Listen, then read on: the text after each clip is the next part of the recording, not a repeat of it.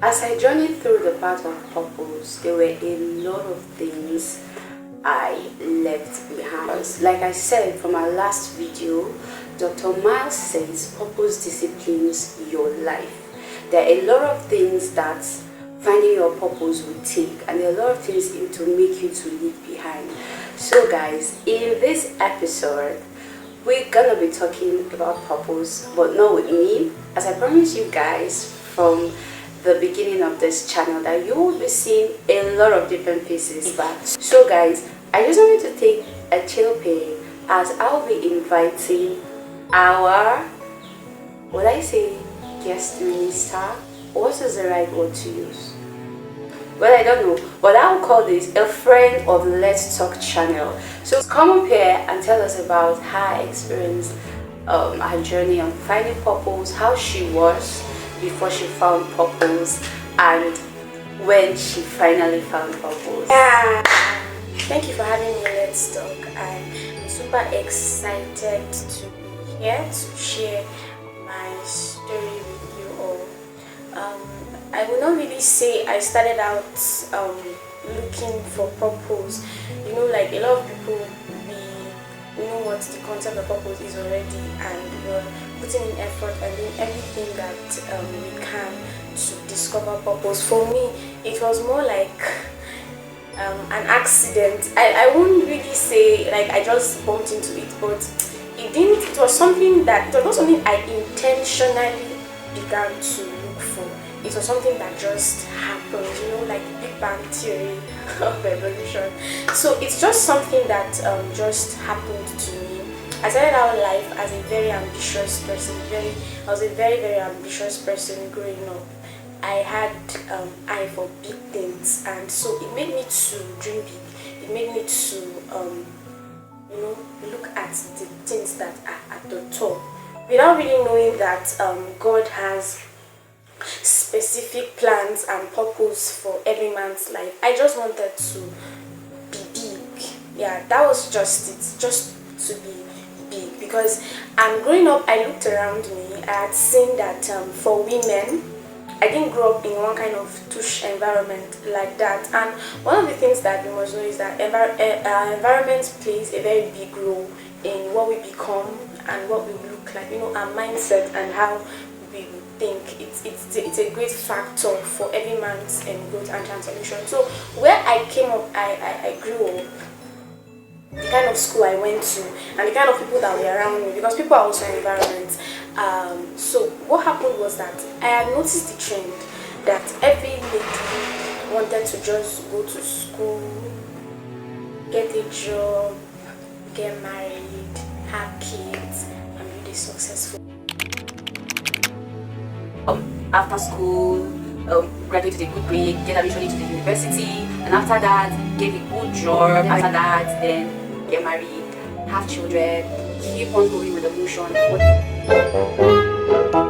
Successful, and for me, that was just too normal. That was just too normal. Like, I could not bring myself to think that I was also going to end up that way. Like, can't we just have somebody that is different? This was the question. And so I was like, no, this cannot be me. And so I decided to live a normal life. Like, that life was just too normal. So one of the things that I did then was to write. I had always practiced journaling. It was something for me, and that was because I stumbled upon it in scriptures when God told Habakkuk to write the vision and make it plain, and so that he that look at it may be able to run what had been written. So I started writing it down. I wanted to graduate at 22. I wanted to work with the UNICEF at 26, because yes, I've loved volunteering right from those days. So I wanted to work with UNICEF at 26, and at 28 I wanted to be a DG. I didn't know how it was going to be, how it was going to be possible, how it was going to happen, but you know, it's really strange. A young person just comes to the UNICEF and in 2 years you want to be a director general, like how? But I was not concerned at all. Like, it's not my business. I just knew that this thing was going to happen, and I wanted to have a PhD by 28. Like, all these things, I just wrote them down. Like, I wasn't interested in whether or not I had what it took to take there. Like I said when I started, I was very ambitious. I wanted to go abroad. In fact, I downloaded a broker online. I didn't really I not it was not as if I had people who I was asking these questions. I would just sit and imagine it and said I would do it. And then the highest I could do was to just get a phone and maybe scroll through, just browse it out. And I was also always used to just finding out things by myself. So what happened that I discovered purpose was that that thing they say about movies, what is it called? I can't really remember. When the story just switched, when you are thinking that everybody is living happily ever after and everything is alright, and then there's just this turning point, and all of a sudden the world of the protagonist is just turning upside down. But I feel like we thought this movie was about to end. Why is this man's life? Why is his business collapsing and stuff like that? Alright, Divine Order, sorry to cut you short. When you were speaking, something actually caught my attention. You were talking about how the normal life, the normal plans everybody had was just too normal for you, and you wanted something more, you wanted something bigger. So I have this question for you. When all of these thoughts came to be, was it before you encountered Christ or after you encountered Christ? Well, I just want you to tell us how you were thinking before you encountered Christ and after, because, well, I had this question and I'm sure so many others also. Is it until you found Christ before you find your purpose, or can you be in the world and you are fulfilling purpose? Okay, that's a very beautiful question, because we have people who are not yet in Christ and are doing things and are successful in their feet and what they do. So it's a very beautiful question. Like I said earlier, I started with ambition. I was very ambitious. Now, at that point, I didn't know Christ. I'm not coming to Christ at that point where I had all these ambitions and all. I'm not coming to Christ.